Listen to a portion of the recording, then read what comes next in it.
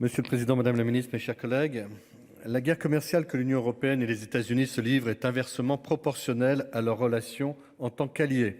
Ces deux grandes puissances, multiples combats communs, sont celles qui s'affrontent le plus dans le domaine commercial. Pas moins de 35 différends soumis par l'Union contre les États-Unis et 20 pour les États-Unis contre l'Union.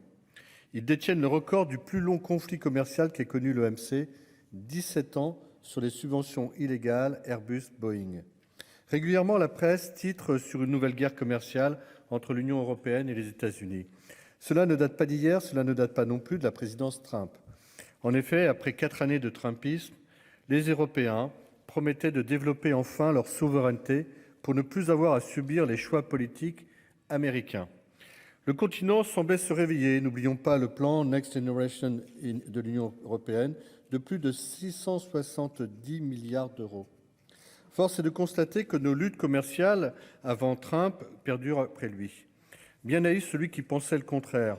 Réarmer nos souverainetés est un projet de long terme, indispensable à bien des égards. La crise du virus chinois, communément appelé Covid-19, nous a violemment confrontés à nos lacunes, à notre dépendance au reste du monde, particulièrement à la puissance chinoise. La guerre en Ukraine renvoie à nos erreurs et à nos naïvetés stratégiques. Certaines de nos grandes puissances se sont enfermées dans les griffes russes et nous en payons amèrement le prix aujourd'hui. Ce prix est très élevé pour les Européens.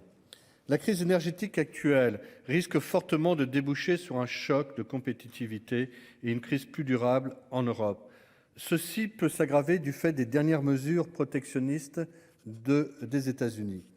Adoptée durant l'été dernier, la loi Inflation Réduction Act, c'est près de 400 milliards de dollars d'aide pour les entreprises qui produisent sur le sol américain, via notamment des crédits d'impôt.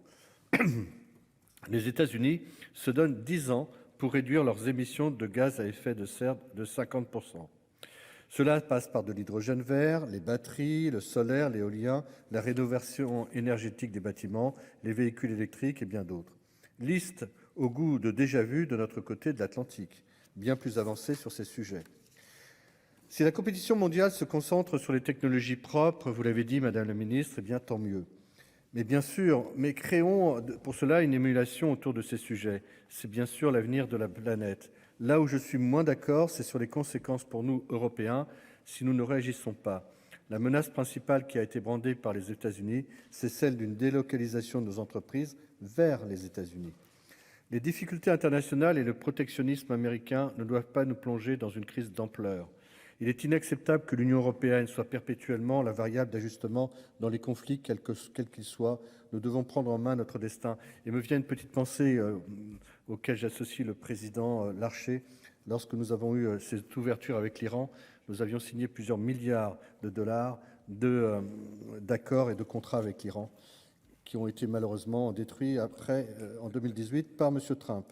Le système de l'Union européenne était prometteur. L'Union a transformé un espoir de paix qu'on osait à peine murmurer en une réalité solide et concrète. Aujourd'hui, être européen, c'est être conscient de la nécessité d'agir ensemble.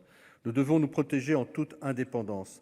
Les pays européens qui décident seuls déstabilisent les autres. In fine, c'est eux-mêmes qu'ils fragilisent. Oui, l'Union européenne est composée d'États bien divers, avec des atouts tout aussi différents. Eh bien, continuons à faire que cette diversité soit une force. Le sommet extraordinaire de demain et après-demain nous y invite.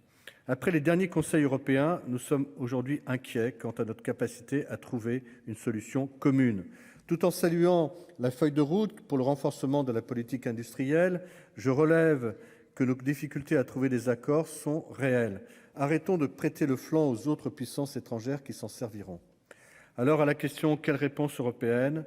Madame la ministre, je n'en vois qu'une, c'est l'unité, bien sûr. Cela peut paraître simple, dit comme ça, mais vous comme moi savez pertinemment la difficulté d'embarquer tout le monde sur la nécessité de retrouver notre souveraineté. Ce n'est pas seulement la guerre économique ou la réponse européenne au protectionnisme américain qui se joue là, même si nous espérons cette réponse puissante. Les enjeux sont plus larges et ne doivent pas faire oublier d'autres tensions. La bataille que nous devons mener est celle des idées et celle d'un modèle. Alors affirmons haut et fort que nous sommes avant tout des Européens. Merci. Merci, mon cher collègue.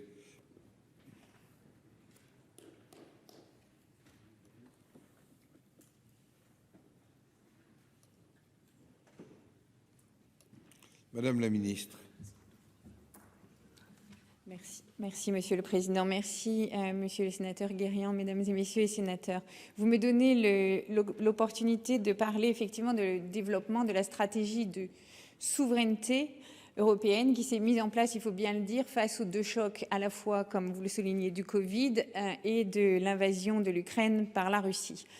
Donc c'est le développement d'une véritable stratégie de souveraineté qui est en 3 points. Le premier, c'est la défense. Comme vous savez, on a longtemps parlé d'une Europe de la défense. On est en train de la voir naître, à la fois avec le développement de l'industrie de défense, de capacités d'achat, mais aussi d'équipes, de forces qui peuvent agir ensemble. Et tout cela, d'une part en articulation avec l'OTAN et d'autre part avec un système d'achat de préférence européenne.